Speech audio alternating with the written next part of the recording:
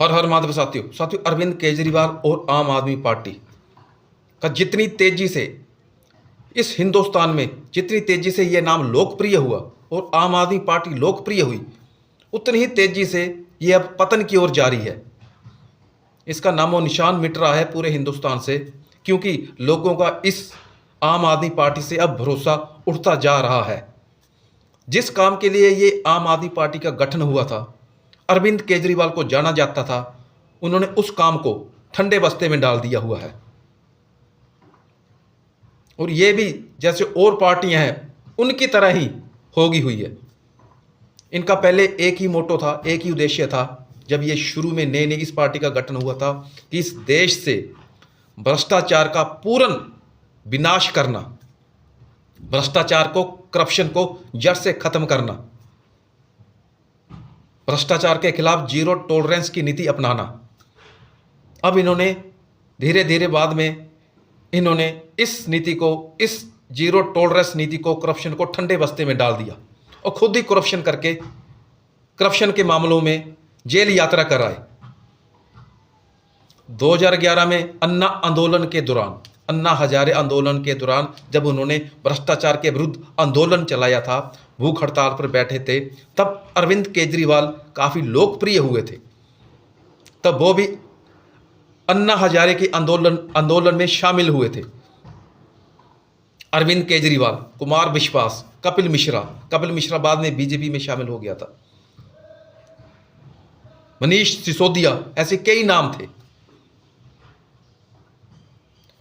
2013 में इन्होंने बाद में अपनी आम आदमी पार्टी का गठन किया और इलेक्शन प्रोसेस में हिस्सा लिया। दिल्ली का इलेक्शन लड़ा, इलेक्शन जीते, 28 सीटें आई 2013 में।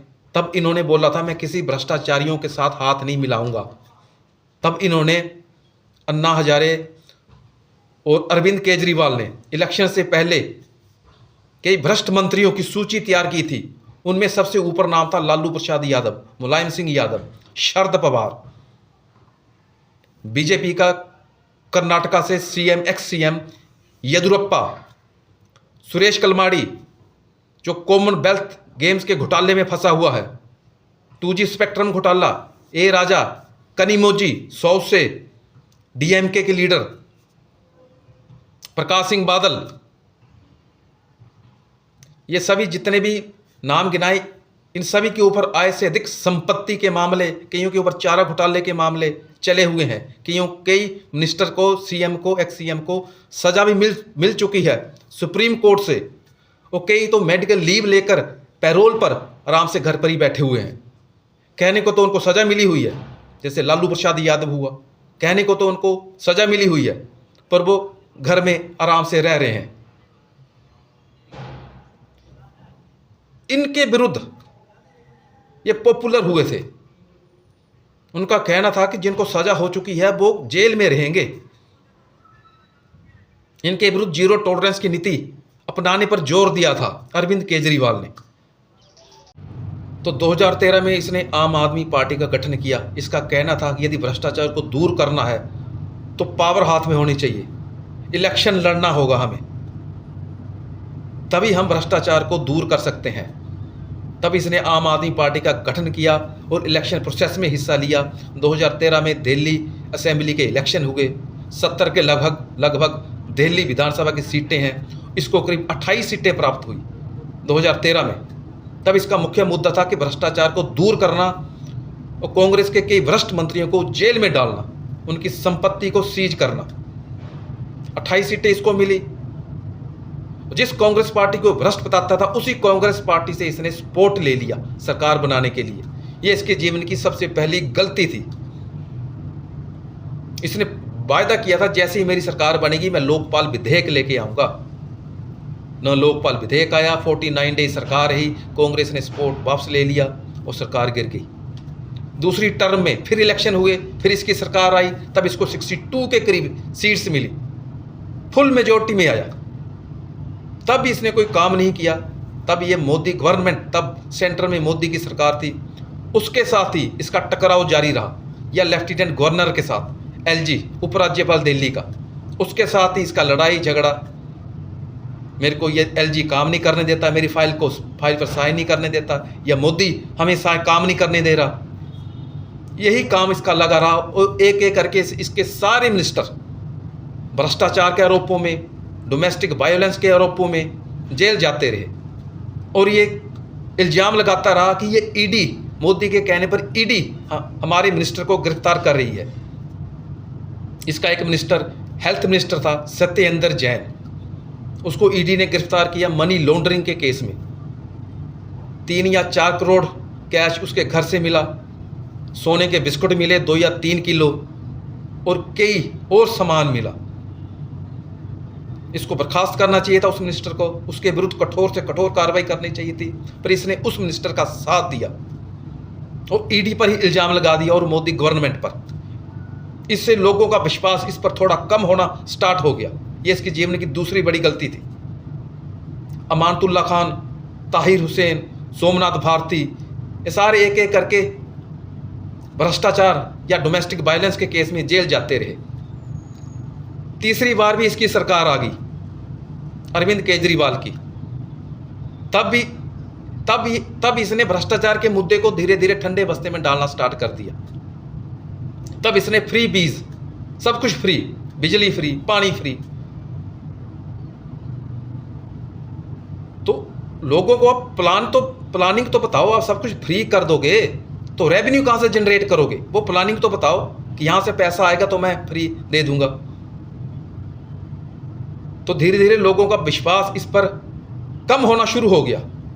इसी बीच पंजाब में भी आम आदमी पार्टी की सरकार आ गई। तब पंजाब में भी हेल्थ मिनिस्टर विजय सिंगला, वो भी भ्रष्टाचार के आरोपों में फंस गया। उसका क्या बना क्या नहीं बना, वो सारा मामला ठंडे बस्ते में डाल दिया। और धीरे धीरे इसने कांग्रेस और जितने भी भ्रष्टाचारियों के इसने नाम गिनाए थे, शरद पवार, लालू, ममता बनर्जी, मुलायम सिंह यादव, अखिलेश यादव, डी राजा, डीएमके के लीडर, उन सभी के साथ स्टेज साझा करना शुरू कर दी। उन सभी के साथ मोदी के खिलाफ इसने बोलना शुरू कर दिया कि मोदी ने ये कर दिया, मोदी ने वो कर दिया। जो भी दुनिया में घटना हो रही है सब मोदी करवा रहा है। हमारे जितने भी मिनिस्टर जेल में गए सब मोदी के कहने पर ईडी ने जेल में डाल दिए। तब इसने कहा था मैं न कांग्रेस से सपोर्ट लूंगा, न किसी भ्रष्ट मंत्रियों से मिलूंगा, जैसे शरद पवार हुए, डी राजा हुआ, मुलायम सिंह यादव हुआ, ममता बनर्जी हुई, प्रकाश सिंह बादल हुआ। पर धीरे धीरे इसने उनके साथ ही मेल जोल बढ़ाना शुरू कर दिया। यह इसकी सबसे बड़ी गलती थी। 2024 में लोकसभा के इलेक्शन हुए। आम आदमी पार्टी और कांग्रेस ने मिलकर चुनाव लड़ा बीजेपी के खिलाफ। पंजाब और दिल्ली में आम आदमी पार्टी और कांग्रेस ने सीट शेयरिंग की। आधी सीटों पर आम आदमी पार्टी लड़ी, आधी सीटों पर कांग्रेस। उसी कांग्रेस के साथ मिलकर चुनाव लड़ा जिस कांग्रेस को यह दुनिया की सबसे भ्रष्ट पार्टी बोलता था, जिसके नेताओं को यह सबसे भ्रष्ट नेता बोलता था। और उन्हीं नेताओं के साथ स्टेज शेयर किया, गले मिला, जिन नेताओं की इसने सूची बनाई थी कि ये दुनिया के सबसे भ्रष्ट नेता हैं। आम आदमी पार्टी के गठन से पहले अन्ना हजारे आंदोलन के टाइम पर शरद पवार, ममता बनर्जी, लालू प्रसाद यादव, अखिलेश यादव, डी राजा, कनिमोझी, इन नेताओं को ये सबसे भ्रष्ट नेता बोलता था। इन्हीं नेताओं के साथ स्टेज शेयर किया और अपने चुनावी अभियान की शुरुआत की। और इनका एक ही मकसद था, किसी भी तरह से मोदी को तीसरी बार प्राइम मिनिस्टर नहीं बनने देना। इलेक्शन हुए, रिजल्ट सभी को पता है। बीजेपी तीसरी बार सत्ता में आ गई, मोदी साहब तीसरी बार प्राइम मिनिस्टर बन गए। लोगों का इन पर से विश्वास उठ गया हुआ था, क्योंकि ये उन्हीं भ्रष्टाचारियों से मिल गया था जिनके विरुद्ध इसने आम आदमी पार्टी का गठन किया था। इसी बीच दिल्ली में शराब घोटाला हुआ। ईडी ने, इन्फोर्समेंट डायरेक्टोरेट ने आम आदमी पार्टी के वर्कर, लीडर संजय सिंह को गिरफ्तार किया और कोर्ट ने उसको सीधा तिहाड़ जेल भेज दिया। उसके बाद दिल्ली के उप मुख्यमंत्री मनीष सिसोदिया को जेल भेजा।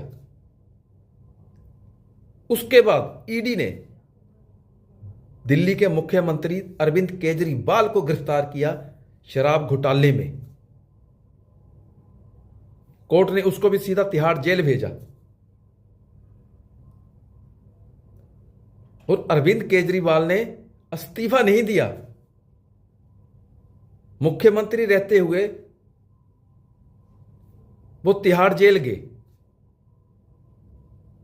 अभी ये तीनों जमानत पर बाहर आए हुए हैं।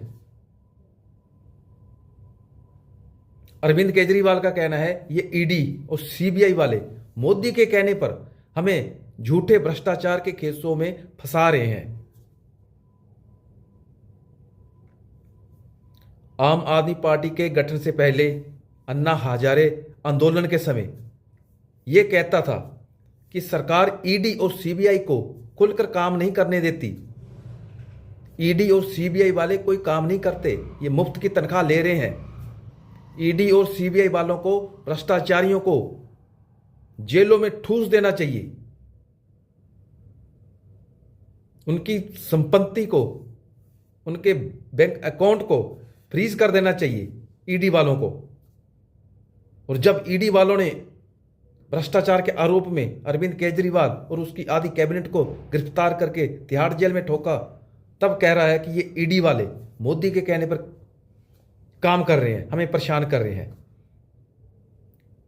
कहां अरविंद केजरीवाल की पार्टी का जन्म भ्रष्टाचार को मिटाने के लिए हुआ था, और कहां पर खुद ही आम आदमी पार्टी के मुख्यमंत्री और आधी कैबिनेट भ्रष्टाचार के आरोपों में तिहाड़ जेल में बैठी हुई है और कई जमानत पर बाहर घूम रहे हैं। अब हाल देख लो आम आदमी पार्टी का, तो लोगों ने इस पार्टी को भी दूसरी पार्टियों की तरह ही समझना शुरू कर दिया। यदि ये अपने मुद्दे पर टिके रहते, इनका असल मुद्दा था भ्रष्टाचार को जड़ से मिटाना, किसी भी हालात में भ्रष्टाचार नहीं होने देना, लोकपाल विधेयक को लेके आना। सेंटर ने लोकपाल विधेयक को पास कर दिया हुआ है, पर वो ठंडे बस्ते में चला गया हुआ है, वो सिर्फ कागजों में ही है। लोकपाल विधेयक में आप प्राइम मिनिस्टर से लेकर पीएम तक लोकपाल विधेयक उनके भ्रष्टाचार के आरोपों की जांच कर सकता है लोकपाल विधेयक। तो आम आदमी पार्टी के पतन के यही कारण थे। यदि वे अपने मुद्दे पर कायम रहता, भ्रष्टाचार को जड़ से समाप्त करना, तो शायद पूरे देश में पॉपुलर हो सकता था, प्राइम मिनिस्टर तक पहुंच सकता था, प्राइम मिनिस्टर की पोस्ट को प्राइम मिनिस्टर तक बन सकता था। दोबारा सोचना होगा अरविंद केजरीवाल को, पर अब तो ये खुद ही लिखकर एक्साइज मामले में जेल में बैठा हुआ है, जमानत पर छूटा हुआ है। अब देखो क्या होता है। धन्यवाद। जय हिंद, जय हिमाचल।